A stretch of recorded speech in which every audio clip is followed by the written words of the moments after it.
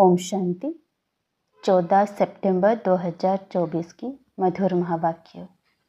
मीठे बच्चे, बाप की श्रीमत पर चलकर अपना श्रृंगार करो, पर चिंतन से अपना श्रृंगार मत बिगाड़ो, टाइम वेस्ट ना करो। प्रश्न: तुम बच्चे बाप से भी तीखे जादूगर हो कैसे? उत्तर: यहाँ बैठे बैठे तुम इन लक्ष्मी नारायण जैसा अपना श्रृंगार कर रहे हो। यहाँ बैठे अपने आप को चेंज कर रहे हो। यह भी जादूगरी है। सिर्फ अल्फ को याद करने से तुम्हारा श्रृंगार हो जाता है। कोई हाथ पांव चलाने की भी बात नहीं, सिर्फ विचार की बात है।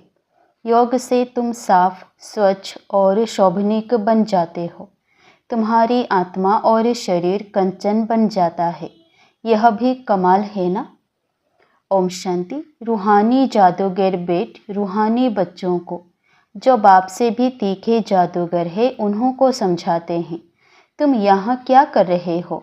यहाँ बैठे बैठे कोई चुरपुर नहीं। बाप अथवा साजन सजनियों को युक्ति बता रहे हैं। साजन कहते हैं, यहाँ बैठे तुम क्या करते हो? अपने को तुम ऐसे लक्ष्मी नारायण मिसल श्रृंगार रहे हो। कोई समझेंगे?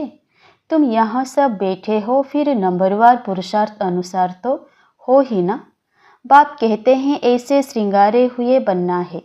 तुम्हारी एम ऑब्जेक्ट ही यह है। भविष्य अमरपुरी के लिए यहाँ बैठे हुए तुम क्या कर रहे हो?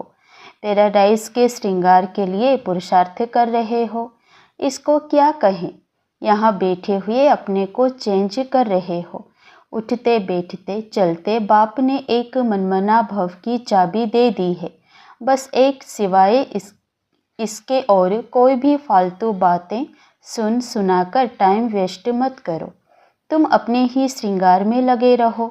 दूसरा करता है वा नहीं, इसमें तुम्हारा क्या जाता है?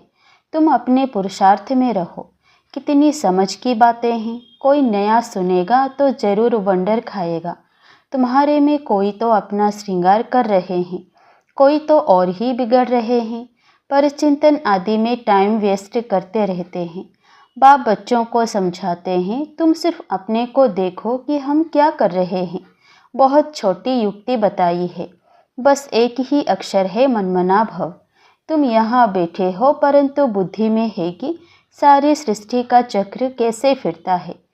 अभी फिर से हम विश्व का श्रृंगार कर रहे हैं। तुम कितने पद्मा पदम भाग्यशाली हो। यहाँ बैठे बैठे तुम कितना कार्य करते हो। कोई हाथ पांव तो चलाने की बात ही नहीं है, सिर्फ विचार की बात है। तुम कहेंगे हम यहाँ बैठे ऊंचते ऊंच विश्व का श्रृंगार कर रहे हैं। मनमना भव का मंत्र कितना ऊंच है। इस योग से ही तुम्हारे पाप भस्म होते जाएंगे और तुम साफ बनते बनते फिर कितने शोभनिक हो जाएंगे।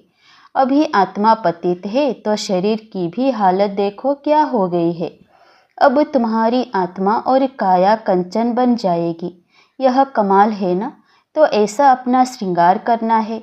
देवी गुण भी धारण करने हैं। बाप सभी को एक ही रास्ता बताते हैं, अल्फ बे। सिर्फ अल्फ की बात है। बाप को याद करते रहो तो तुम्हारा श्रृंगार सारा बदल जाएगा। बाप से भी तुम बड़े जादूगर हो। तुमको युक्ति बताते हैं कि ऐसे ऐसे करने से तुम्हारा श्रृंगार बन जाएगा। अपना श्रृंगार ना करने से तुम मुफ्त अपने को नुकसान पहुंचाते हो। इतना तो समझते हो, हम भक्ति मार्ग में क्या क्या करते थे। सारा श्रृंगार ही बिगाड़कर क्या बन गए हो। अब एक ही अक्षर से, बाप की याद से तुम्हारा श्रृंगार होता है। बच्चों को कितना अच्छी रीति समझाकर फ्रेश करते हैं। यहाँ बैठे तुम क्या करते हो? याद की यात्रा में बैठे हो।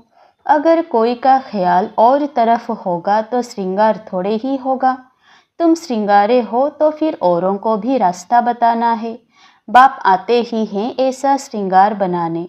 कमाल है शिव बाबा आपकी। आप हमारा कितना श्रृंगार करते हो। उठते बैठते चलते हमको अपना श्रृंगार करना है। कोई तो अपना श्रृंगार कर फिर दूसरों का भी करते हैं।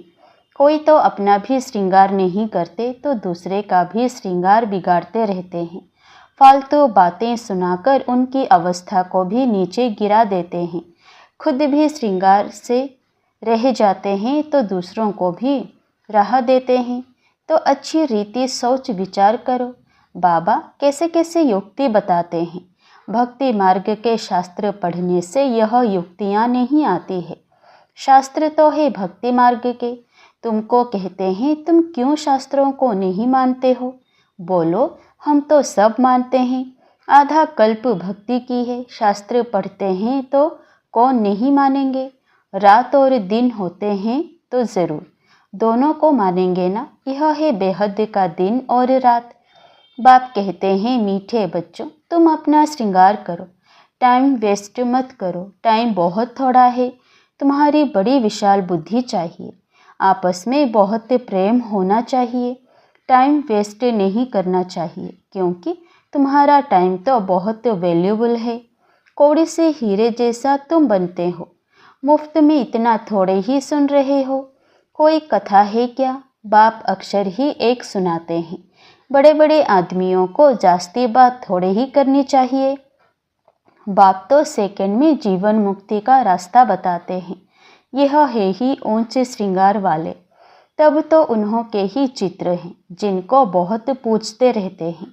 जितना बड़ा आदमी होगा उतना बड़ा मंदिर बनाएंगे, बड़ा श्रृंगार करेंगे।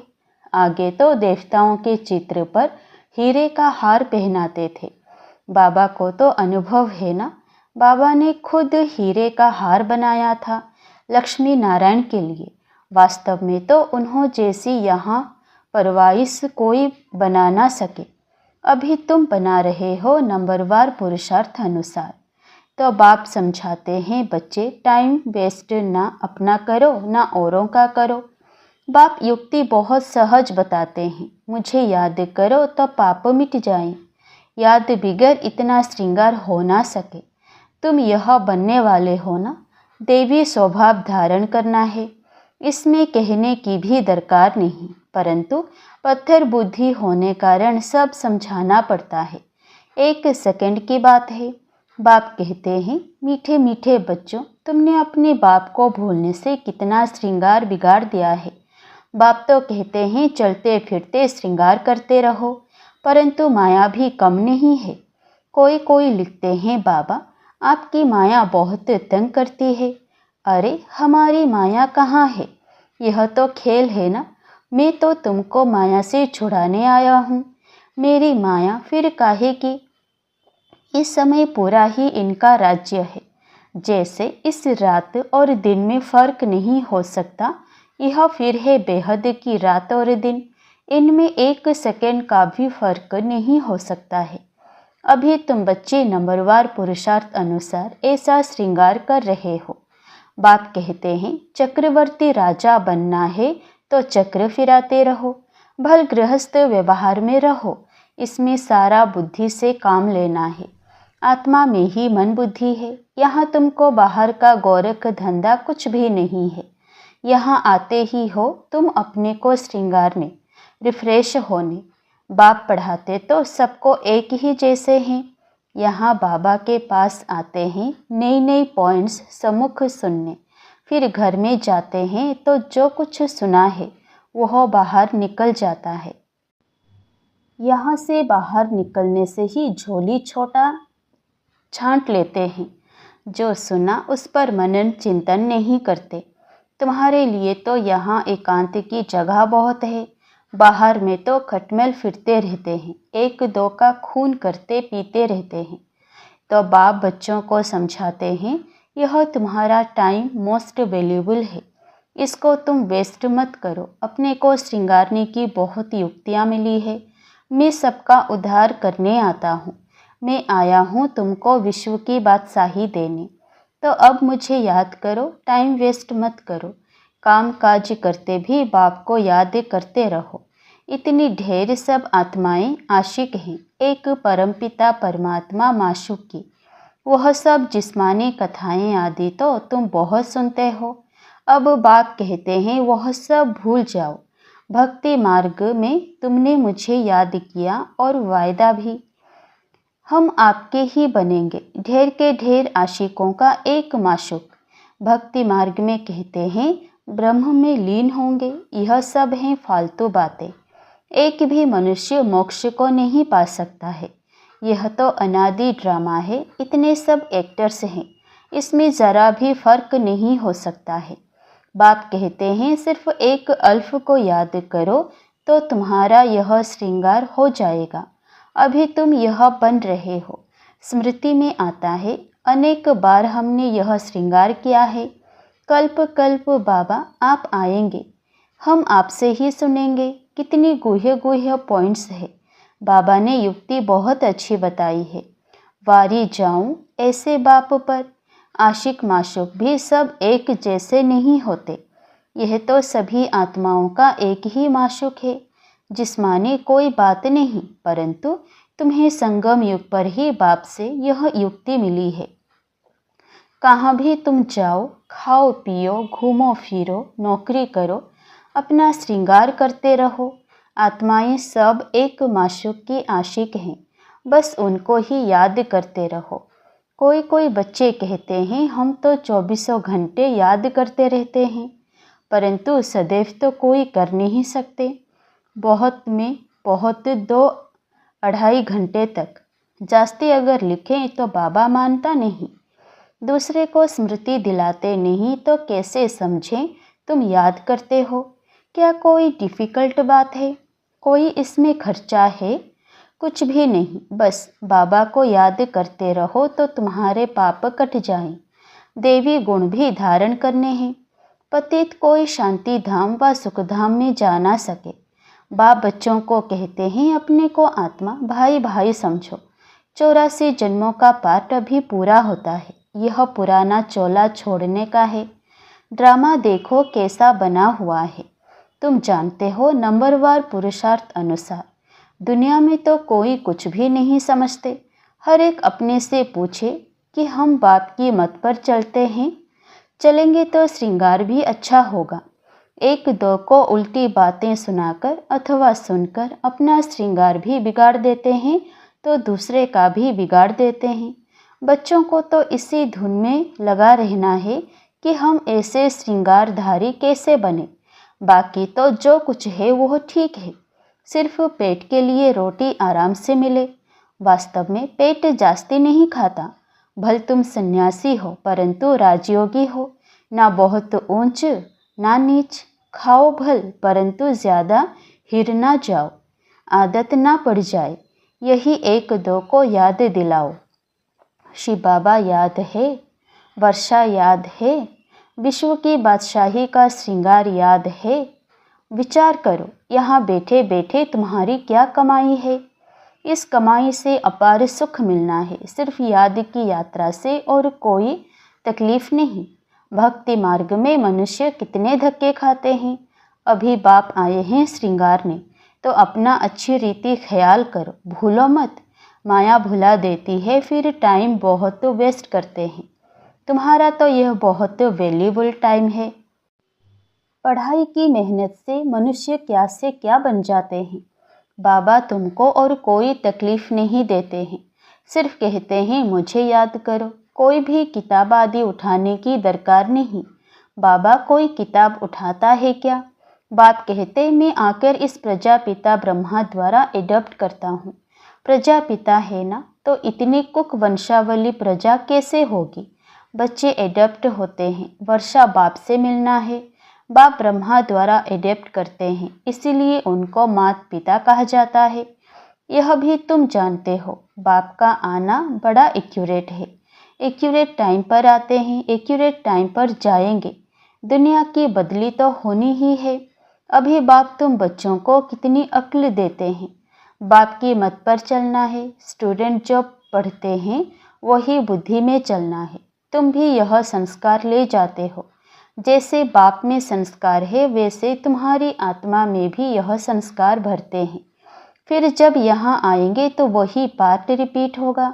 नंबरवार पुरुषार्थ अनुसार आएंगे। अपने दिल से पूछो कितना पुरुषार्थ क्या है अपने को श्रृंगारने का। टाइम कहाँ वेस्ट तो नहीं किया। बाप सावधान करते हैं वाह्यात बातों में कहाँ भी टाइम ना गवाओ। बाप की श्रीमत याद रखो। मनुष्य मत पर ना चलो, तुमको यह पता थोड़े ही था कि हम पुरानी दुनिया में हैं।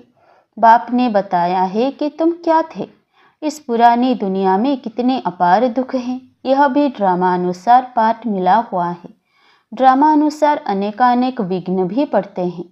बाप समझाते हैं, बच्चे यह ज्ञान और भक्ति का खेल है, वंडरफुल ड्रामा है। इतनी छोटी आत्मा में सारा पाठ अविनाशी भरा हुआ है जो बजाती ही रहती है।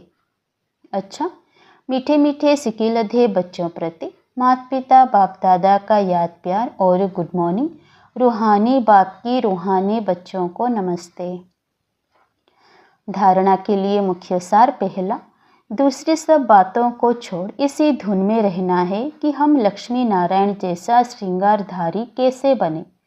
दूसरा, अपने से पूछना है कि पहला, हम श्रीमत पर चलकर मनमना भव की चाबी से अपना श्रृंगार ठीक कर रहे हैं। दूसरा, उल्टी सुल्टी बातें सुनकर व सुनाकर श्रृंगार बिगाड़ते तो नहीं है। तीसरा, आपस में प्रेम से रहते हैं, अपना वैल्यूबल टाइम कहीं पर वेस्ट तो नहीं करते हैं। चौथा, देवी स्वभाव धारण किया है। वरदान, व्यर्थ संकल्पों के कारण को जानकर उन्हें समाप्त करने वाले समाधान स्वरूप भवो।